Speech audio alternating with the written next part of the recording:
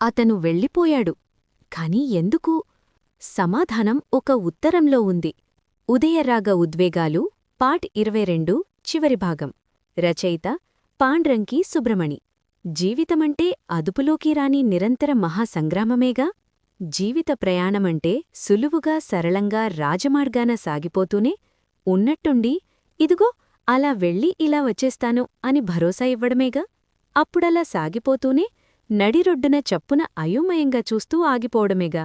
ఆగిపోయి విస్తుపోయి కన్నార్పక మరొక మలుపున తిరిగి మరొక దారిన పోతుండడమేగా. అప్పుడప్పుడు సోమశేఖరం ఇరుగుపొరుగు ప్రాంతాలకు బిజినెస్ మీటింగ్స్కని కంపెనీ లావాదేవీల విషయమని వెళ్లడం రివాజే. అయితే దూర ప్రాంతాలకు వెళ్లేటప్పుడు ఇంట్లో వాళ్లకు, ముఖ్యంగా తన ఇద్దరు ప్రియురాళ్లకు చెప్పి వెళ్లడం అలవాటు. కాని ఈసారి అలా చెప్పడం మర్చిపోయినట్టున్నాడు. అసలు తానెక్కడికి బయల్దేరాడో, ఏ పనిపైన బయల్దేరాడో తన పర్సనల్ స్టాఫ్కి సహితం చెప్పడం విస్మరించినట్టున్నాడు. ఏకముత్తంగా అన్నీ త్యజించి అన్నిటినీ విదల్చి సాగిపోయినట్టు వెళ్ళిపోయాడు. To go and never to return అన్న ధోరణిలో. సోమశేఖరం ఎవరికీ చెప్పకుండా వెళ్ళిపోయి 4 రోజులవుతోంది. ఖంగుతిన్న ఇంటిల్లపాది చాలా చోట్లకి, ముఖ్యంగా దగ్గరి బంధువులకు ఫోన్ చేసి వాకబు చేశారు. ఎక్కడ్నించీ నమ్మకం కలిగించేలా వార్త రాలేదు. తన మొదటి జీవన సహచరి కమలవాణి ఇంట్లో మకాం పెట్టేశాడా, లేక ఆమెతో కలిసి ఎక్కడికైనా దూరదేశాలకు సాగిపోయాడా? అందరిలో వణుకు పుట్టనారంభించింది. ఏమి జరుగుంటుంది? ఎందుకలా జరిగింది?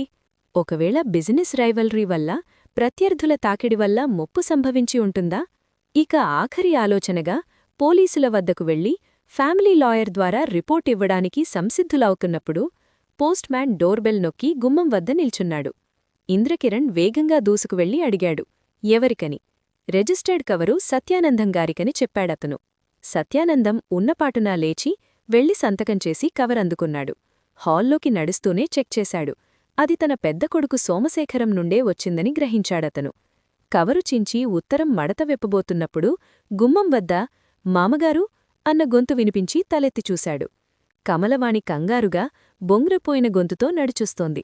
నర్సమ్మ, ఉమాదేవి ఇద్దరూ ఏమీ అనలేదు. అంటే శేఖరం పోక కమలవాణికి కూడా తెలుసుండదన్నమాట. మధులిక వైపు ఓసారి చూసి ఊరకుండిపోయారు.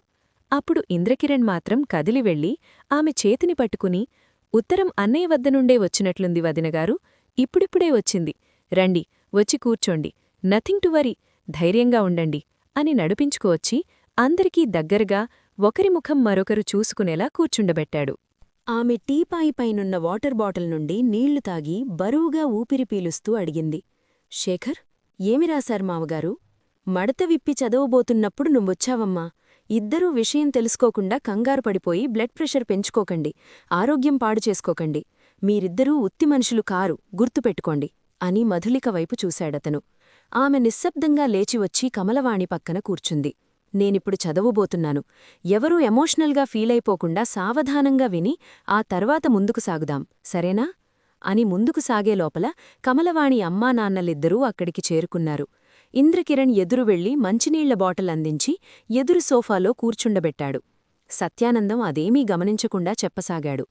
వాడేదో చెప్పాలని వేగిరిపాటికి లోనైనట్టున్నాడు.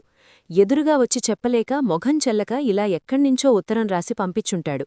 చెప్పా చేయకుండా కనుమరుగైయుంటాడు. అర్థమైందా? ఉమాదేవితో పాటు ఇద్దరు కోడళ్ళు తలలూపారు. సత్యానందం చదవసాగాడు.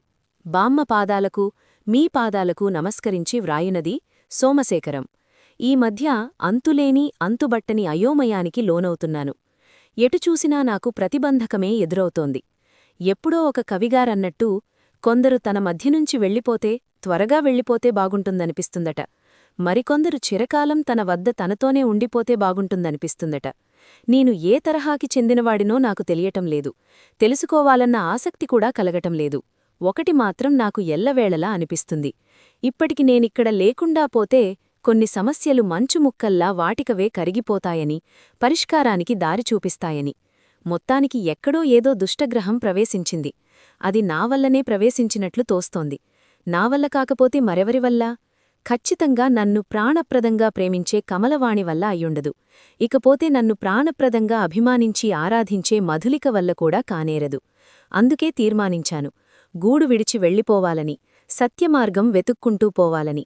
నిజానికి నా ప్రయాణం ఆత్మ ఉన్నత్యం కోసం కాదు, ఆత్మోద్ధరణ కోసమూ కాదు. నేను ప్రయాణించేది ఆత్మశుద్ధి కోసం. ఇదే నా అన్వేషణ, నిరంతర అన్వేషణ. నాలోకి నేను తరచి చూసుకుంటే నాకొకటనిపిస్తుంది. నేను పొందవలసిన జీవితానందాన్ని మీదు మిక్కిలి అనుభవించేశానని. ఇప్పుడు దీన్ని సరిదిద్దుకోవాలి, బ్యాలెన్సింగ్ చేసుకోవాలి. మన పుణ్య భారతభూమిలో నలువైపులా ఉన్న అన్ని తీర్థస్థలాలను దర్శించి పరిపూర్ణ ఆత్మానందాన్ని పొంది చిట్టచివరన రిషీకేశ్ వైపు సాగి అక్కడున్న శివాశ్రమంలో చేరిపోతాను. మునివరుల నుండి, రిషి పుంగవుల నుండి ఆత్మబోధన పొంది ధన్యుడినవుతాను. తిరిగి రావడానికి ఎన్నాళ్లు పడుతుంది, ఎన్ని సంవత్సరాలు పడుతుందన్నది నేనిప్పుడు చెప్పలేను. ఎందుకంటే అది నాకు తెలియదు. చివరి మాట, చివరి కోరిక, మీ ఇద్దరు కోడళ్ళు బామ్మ మాట ప్రకారం నడుచుకుంటారు. నాకు తెలుసు, ఇద్దరికీ వాళ్ల మరది ఇంద్రకిరణ్ తోడుగా ఉంటాడని. ఒకవేళ కాలప్రవాహంలో ఇద్దరూ వాళ్ల జీవన మార్గాన్ని వాళ్లు వెతుక్కోవాలని తీర్మానిస్తే దయచేసి వాళ్లకడ్డంగా నిలవకండి. ఎందుకంటే ఒకరి జీవితాన్ని శాసించే అధికారం మరొకరికి ఉండదుగా. నన్ను క్షమించండి బాబూ, నన్ను క్షమించండమ్మా. బామ్మ పాదాలకు నమస్కరిస్తూ సోమశేఖరం. ఉదయరాగ ఉద్వేగాలు ధారావాహిక ముగిసింది. ఆదరించిన పాఠకులకు రచయిత శ్రీ పాండ్రంకి సుబ్రమణి గారి తరఫున మన తెలుగు కథలు.com తరఫున ధన్యవాదాలు తెలియజేస్తున్నాము.